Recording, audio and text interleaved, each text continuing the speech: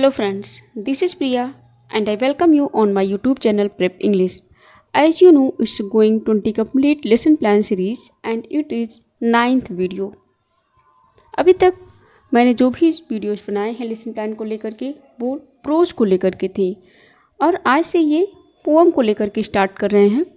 Means अभी तक आपको जो वीडियोस मिले हैं 8 वीडियोस वो हैं प्रोज को लेकर के। अब यहाँ से पोएम का सीरीज शुरू होगा। तो चलिए शुरू करते हैं ये वीडियो। अगर आप चैनल पर नए हैं तो प्लीज़ चैनल को सब्सक्राइब करें और वीडियो पूरा देखने के बाद अगर पसंद आए तो प्लीज़ वीडियो को लाइक करें एंड अपने दोस्तों को भी शेयर करें। चलिए शुरू करते हैं। आज का टॉपिक क्या है?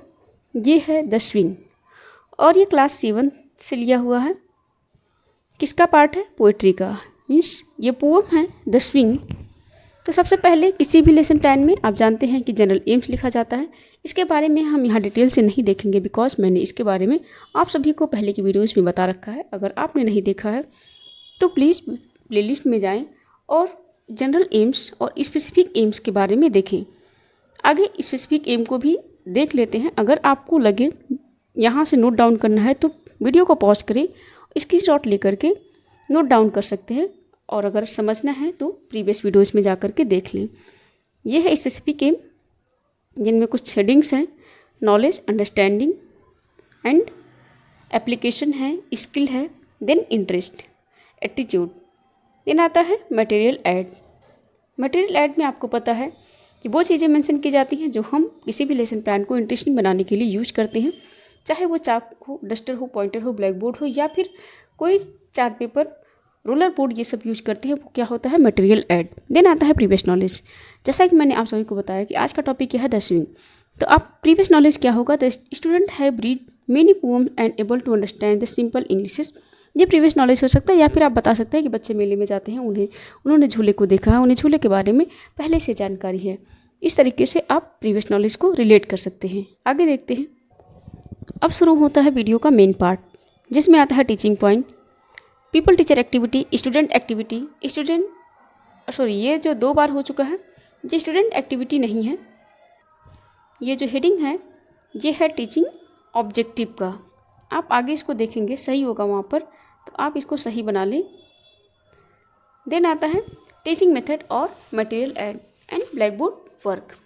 ये कुछ हेडिंग्स हैं और उसके अंडर में क्या लिखना है यहाँ पर देखेंगे। सबसे पहले टीचिंग पॉइंट में आता है introductory question. Introductory questions topic को इंट्रोड्यूस कराने के लिए बच्चों के प्रीवियस नॉलेज से रिलेट करते हुए। तो द स्विंग जो पोएम है उसको पढ़ाने के लिए हम कौन सा क्वेश्चन पूछ सकते हैं? तो देखते हैं। Who enjoy the game most? कौन लोग किसी भी गेम को ज़्यादा से ज़्यादा एंजॉय करते हैं? तो कौन करते हैं? वो चिल्ड्रन करते हैं। What kind of game do children enjoy? किस प्रकार का गेम चिल्ड्रंस इन्जॉय करते हैं? Cricket, football, carrom board. इस तरीके से आप बहुत सारे जो खेल का नाम यहाँ पर मेंशन करेंगे क्योंकि आप वही मेंशन करेंगे जो बच्चे रिप्लाई कर सकते हैं एज ए एजम्पशन। देन आप पूछ सकते हैं what is that makes you go up and down in air?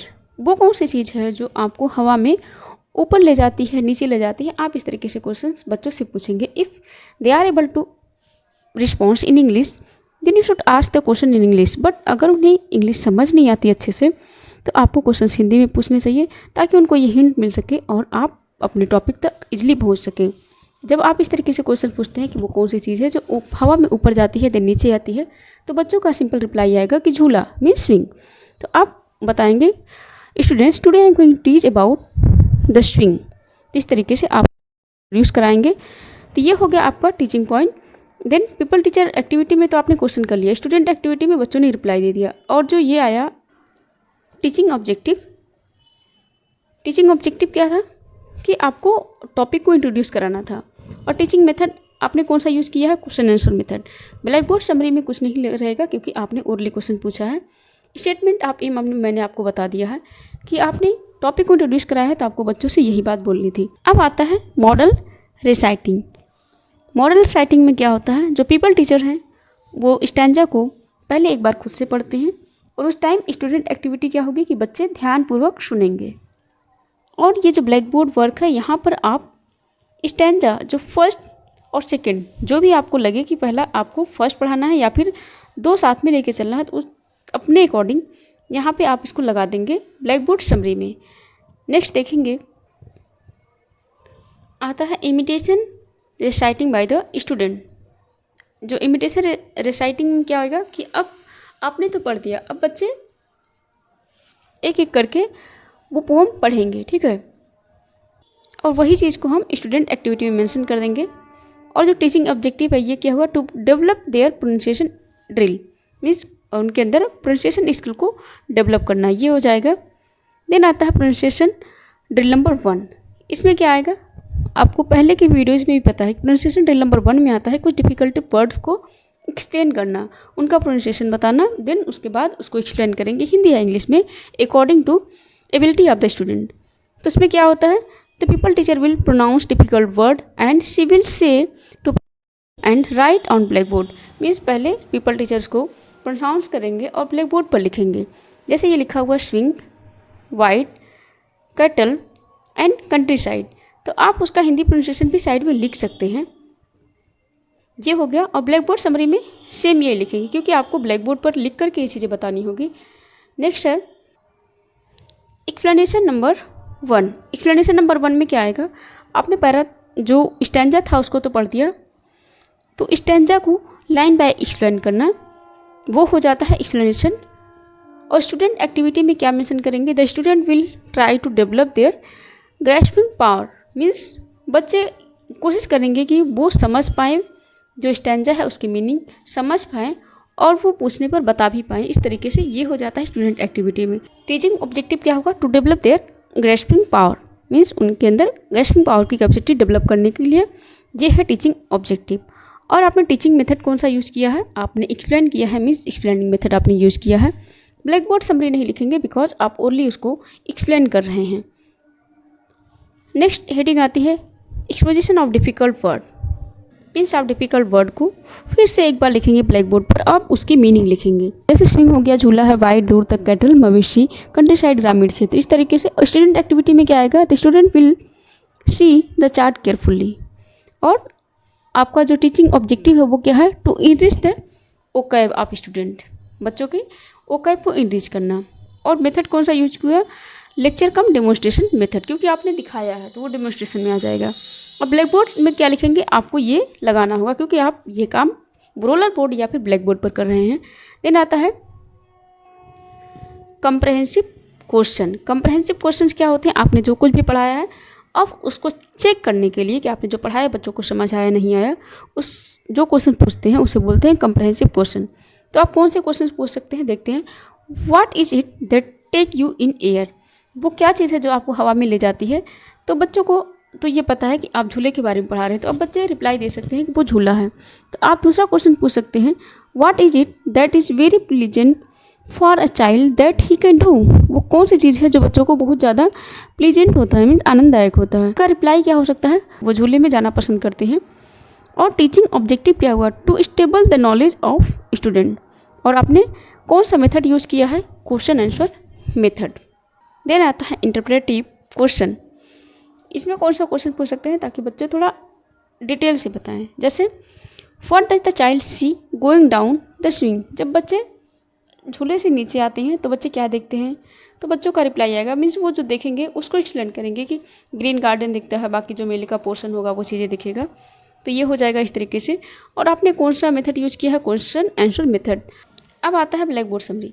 यहाँ पर ब्लैक बोर्ड समरी एक ही यूनिट के बाद मैंने क्यों लिखा है, क्योंकि मैंने आपको लगभग सारे वीडियोज़ में ये बताया है कि 2 यूनिट्स में हम लिखते हैं। तो मीन्स मैंने एक यूनिट में क्यों लिखा, क्योंकि मैंने दोनों स्टैंजा को एक ही यूनिट में मेंशन कर दिया था। अगर आपको 2 यूनिट्स में करना है तो आप एक यूनिट में एक स्टैंजा लिखें और जो भी स्टेप्स मैंने आपको बताए हैं स्टैंजा के साथ आप उसको फॉलो करें। देन आप यूनिट 2 करके दूसरे स्टैंजा को नोट डाउन करें और सेम स्टेप फॉलो करें। इस तरीके से आपका लेसन प्लान 2 यूनिट में हो जाएगा। देन लास्ट में क्या आता है, जब आप 2 यूनिट बनाने के बाद black board summary. Black board summary में क्या होता है कि आपने जो कुछ भी पढ़ाया है पॉइंट बाय पॉइंट समराइज करके उसको ब्लैक बोर्ड पर लिखना, तो हो जाएगा ब्लैक बोर्ड समरी में। The people teacher will write down the black board summary on the black board. और स्टूडेंट एक्टिविटी में क्या आएगा, student will note down in black board summary in their notebook. और आपका टीचिंग ऑब्जेक्टिव जो है वो क्या होगा, to make the knowledge permanent, means आप एक बार जो चीज़ें लिख देते हैं वो परमानेंटली माइंड में सेट हो जाती है। इसीलिए ब्लैक बोर्ड समरी को आप लिखते हैं ताकि बच्चे अपने कॉपी में नोट डाउन करें, और वो पढ़ते हुए नोट डाउन करेंगे तो उनके माइंड में वो चीज़ें अच्छे से बैठ जाएगी। जब आप ब्लैक बोर्ड समरी लिख देते हैं ब्लैक बोर्ड पर, तो बच्चे जब नोट डाउन कर रहे होते हैं तो आप क्लास में घूम घूम करके ये चेक करते हैं the students are writing all this things in their notebook और नॉट। ये होता है सुपरविजन वर्क। देन आता है आपका होम असाइनमेंट। होम असाइनमेंट में आपको क्या लिखना होगा, यहाँ पर आपको होम असाइनमेंट लगाना होगा।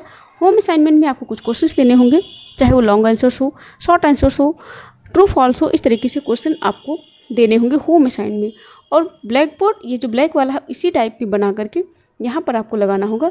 अगर आपको नहीं समझ आता है होम असाइनमेंट वाला पोर्शन, तो मेरी पहले की वीडियोज़ में जा करके लास्ट वाले पोर्शन को क्लिक करके चेक कर सकते हैं। तो होम असाइनमेंट लिखने के बाद लेसन प्लान कंप्लीट हो जाता है। तो इस तरीके से ये वीडियो कंप्लीट होता है।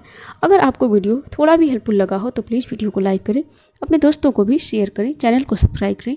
Thank you for watching this video.